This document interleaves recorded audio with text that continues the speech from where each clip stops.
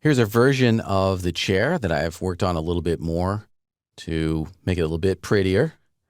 And I'm ready to finalize this model. It's got no thickness right now, as you can see. It's an infinitely thin surface. Let's give it some thickness with a shell modifier. Select it, go up to the Modify panel, and give it a shell. And it doesn't need to have a lot of thickness, maybe an inner amount of 1/2 inch, 0.5 inches, or even less, maybe 0.3 inches. And at this point, we have a semi-procedural model. At the base level, we have a raw polygon mesh, and that's not procedural. But then we've subdivided it, which is a procedural effect, because we can, of course, increase or decrease the number of iterations. Let's look at that with edged faces, F4. We can change the level of detail interactively here, and that's definitely a procedural implementation here. And then we've got our shell. That's a procedure as well, because we can change its parameters. At this point, if we want to load this into another scene, or if we want to export it to another program, or if we need to do very low-level edits, like let's say I wanted to move individual points here, then we would want to convert the object to editable poly, which would bake the subdivisions in and make them permanent.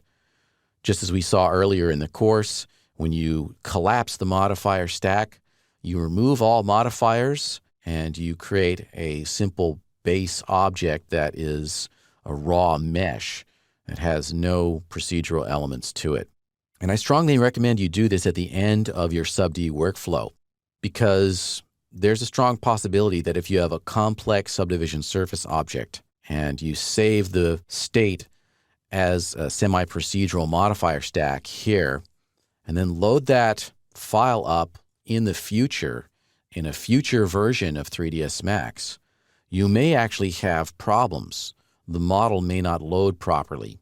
In order to future-proof your work, in order to make it more efficient, to take up less memory, and to load more quickly, and to play better with master scenes, such as the loft apartment we're going to put this in, we should bake the object to a raw mesh object.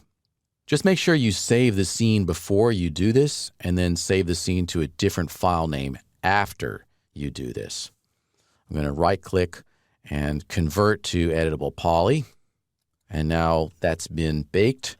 We don't have the ability to change the level of detail any longer, but this is going to be a scene that will play a little bit better with other scenes when we merge it in.